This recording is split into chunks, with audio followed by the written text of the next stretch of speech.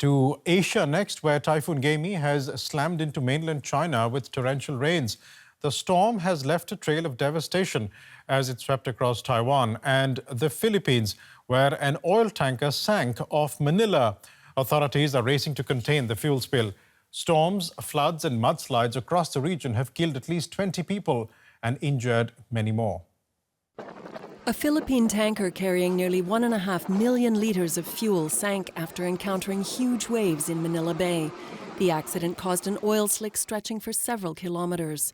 The Philippine Coast Guard launched an operation to contain the spill, with floating barriers to stop any more fuel leaking and prevent a major environmental disaster close to the capital.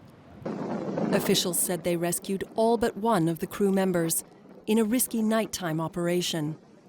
Oil spill experts are concerned at the possible implications of a spill in such choppy waters.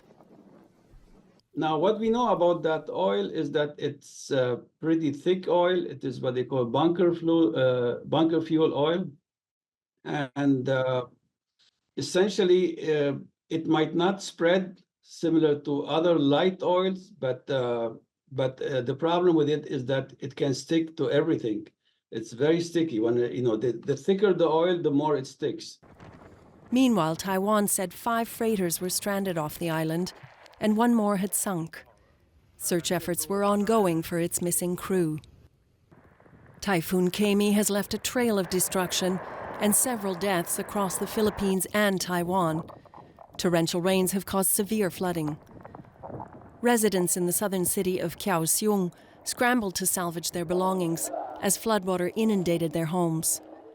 It's the strongest tropical storm to hit Taiwan in 8 years. Now the typhoon is battering mainland China's eastern Fujian province with strong winds and torrential rain. Preparations for the deluge were already well underway in Fujian. The National Marine Forecaster issued its first red alert of the year.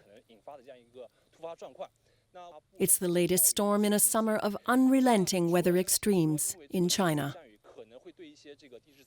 For more, let's bring in Jefferson Chua, Greenpeace Southeast Asia climate campaigner in Manila. Jefferson, welcome. What kind of operation is currently underway in Manila Bay?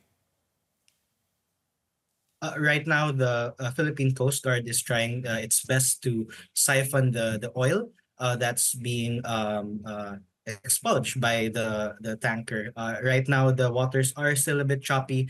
Conditions have improved since last night, but the reality is that there are still parts of the sea that are pretty rough. And while this is happening, the oil slick continues to expand. Now it's around 5 kilometers, and the Philippine Coast Guard is really trying their best in trying to siphon off the oil with the help of the ship owner and a contractor.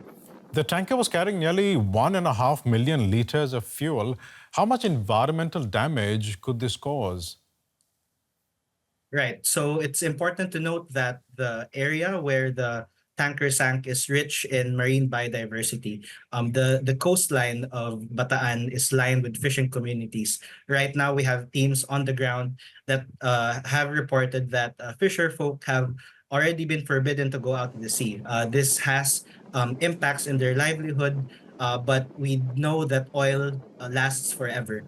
Oil will affect the reproductive rate of fish in the area, and if this isn't stopped immediately, the fish rates in the area will be affected for years to come, which will invariably affect the economic livelihoods of a lot of our communities around the Manila Bay. This region experiences several typhoons a year. Are there ways to avoid such accidents in the future?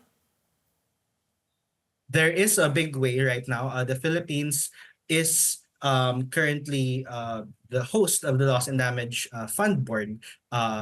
And I think this is a perfect opportunity for the president to realize that the time is enough for taxpayers and the government to foot the bill for escalating climate impacts. The reality is that this disaster with the oil tanker is one of two disasters that are happening, one of which is the typhoon that a lot of the countrymen have already experienced. The reality is that these disasters are not natural, and those that need to pay continue to escape accountability. And we think it is just right for the president to demand accountability from these big fossil fuel companies that continue to perpetuate the climate crisis and continue to harm the environment because of their ongoing operations here in the Philippines. We'll leave it there for the moment. But thanks so much for joining us today. Jefferson Chua from Greenpeace, Southeast Asia. Thanks so much. Thank you.